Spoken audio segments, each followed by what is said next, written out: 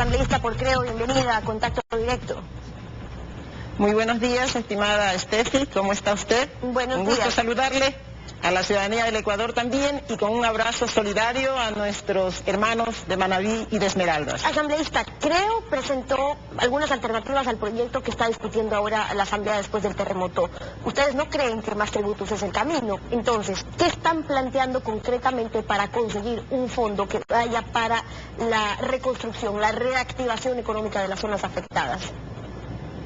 Si usted me permite, Steffi, yo quiero mostrarle al pueblo ecuatoriano 3 gráficos rápidamente en el contexto de cuál es la situación económica del país que configura un desastre económico producido por la mala administración de este gobierno. Este gobierno ha tenido en esos 9 años los máximos precios del petróleo antes de la hecatombe de 2015. Aquí están precios promedios de $85 y algunas veces sobre ese valor. La bonanza petrolera de este país durante este gobierno. Pero junto a eso, sorprendentemente en esta etapa de bonanza, estos gráficos constituyen el endeudamiento del país. En azul, el endeudamiento interno, que se ha cuatriplicado en este periodo de gobierno. Y en rojo, el endeudamiento externo, que se ha duplicado. O sea, en época de bonanza, este gobierno nos endeudó más.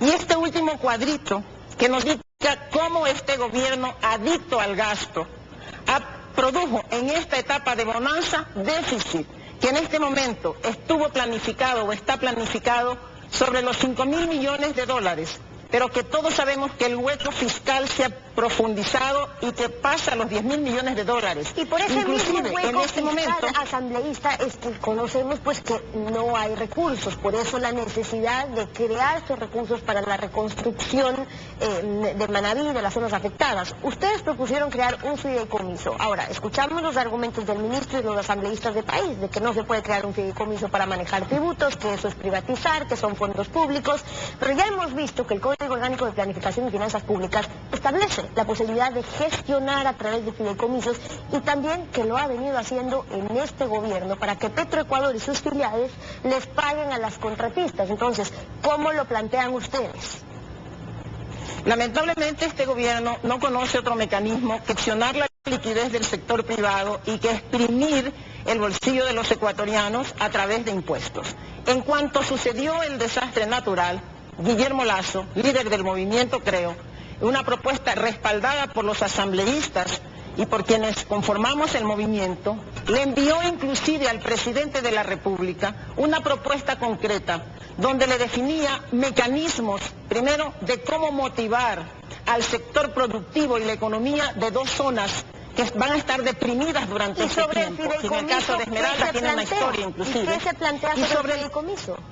Y sobre el fideicomiso, lo que planteaba Guillermo Lasso, le dice, inclusive, conociendo y entendiendo la crisis fiscal que tiene este gobierno y que no conoce otros mecanismos, los ecuatorianos hasta estaríamos dispuestos a hacer el sacrificio, a sacrificar a la economía, que se envenena con estos impuestos, pero le exigimos, señor presidente, que para recuperar la confianza que el pueblo ecuatoriano ha perdido en su manejo económico, usted coloque estos fondos, no solamente las contribuciones, porque le están llamando contribuciones en la ley, las contribuciones de los ecuatorianos, pero también las donaciones, las aportaciones del sector privado y de organismos multilaterales, en un fondo específico que tiene que ser administrado con un fideicomiso. Y no le estamos diciendo que este fideicomiso sea administrado por el sector privado.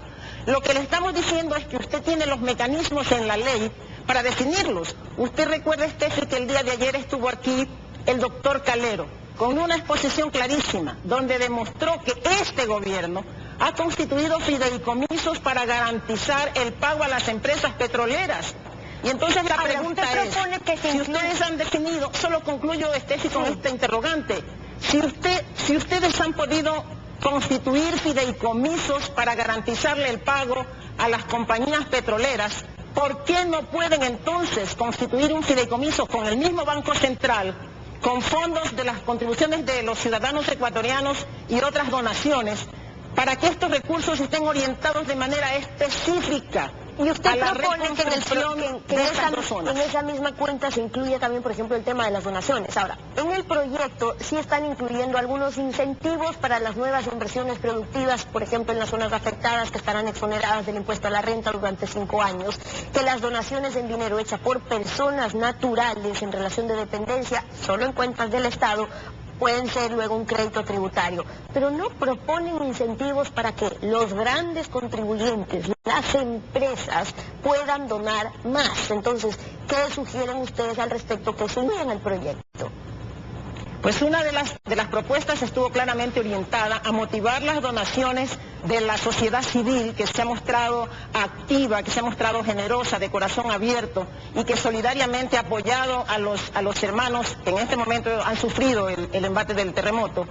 Y esta propuesta dice que hay que exonerar precisamente del impuesto a la renta a las donaciones que lleguen orientados para fines, pero que también se promueva que todos estos mecanismos de la aduana y todos estos pagos que tienen que hacer, donaciones que pueden seguir siendo materiales también en el proceso de reconstrucción, tengan facilidades en el trámite y también facilidades en cuanto a los impuestos. O sea que hay que seguir estimulando las donaciones. Pero déjeme decirle, Steffi, que esta ley nosotros la hemos planteado nuestras observaciones en 3 sentidos. El primero, que de manera mezquina se deja a Esmeraldas de lado y solamente se saca de la geografía a Muisne para estos beneficios. Está bien que Muisne ha sido afectada, pero toda la provincia ha sido afectada. Así que hemos planteado que Esmeraldas en su conjunto, porque otros cantones también están sufriendo estas afectaciones, sea incluida.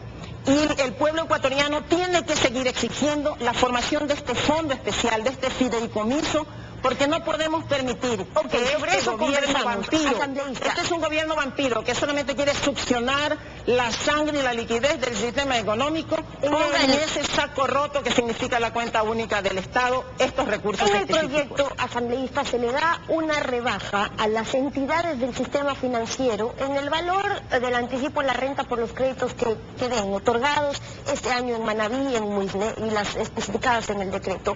Eso es bueno para incentivar a que los bancos den crédito, pero lo que la gente necesita es no solo poder acceder a un crédito, sino que después pueda pagarlo en tasas que sean manejables. El beneficio queda ahorita más para la entidad del sistema financiero por el riesgo, etcétera, pero ¿qué más se puede plantear ahí para que los clientes, la ciudadanía, sea la beneficiada? Pues la gente está pidiendo precisamente que se establezcan mecanismos claros para convertir a Esmeraldas y a Manabí en zonas de desarrollo. Es que estos mecanismos, estos alivios fiscales que se le quieren dar al sector productivo de la zona no va a ser suficiente. Bueno, pero ¿se puede hacer algo en relación a las tasas, por ejemplo, en esas zonas? Se pueden hacer muchas cosas. Lo importante es que el gobierno abra la posibilidad de que, por ejemplo, en este comité de reconstrucción que ha formado, donde están solamente sus panas, tiene que abrir la posibilidad de que sea tripartito, de que el sector productivo participe, porque el sector productivo sabe qué es lo que necesita. Los emprendedores saben qué es lo que necesitan, cuáles son los beneficios, cómo tienen que plantearse. Tiene que abrirse a la sociedad civil, porque hay que reconstituir el tejido social de estas zonas que han sido afectadas. Y solamente quienes están sufriendo y viviendo en la zona pueden plantear qué es lo que necesitan en este momento para reconstruir su casa, para construir su casa, porque en las zonas pobres donde no hay nada hay que volver, hay que iniciar, hay que construir. Entonces, señor presidente, no forme un comité de sus panas en donde Esmeraldas nuevamente está invisibilizada e inexistente. Abra la posibilidad de que estos fondos sean administrados con la participación, claro que del sector público, del gobierno nacional, de los gobiernos locales, de las 2 provincias básicamente, pero también que haya la participación del sector productivo a través de su representación y de una sociedad civil que ha demostrado que sabe hacer las cosas, que es dinámica y que en este momento tiene que ser absolutamente reconocida, no para ser escuchada, como dice el presidente, sino para tomar decisiones. Maya Montaño, asambleísta por Creo, gracias por habernos acompañado en Contacto Directo. Muchísimas gracias a ustedes.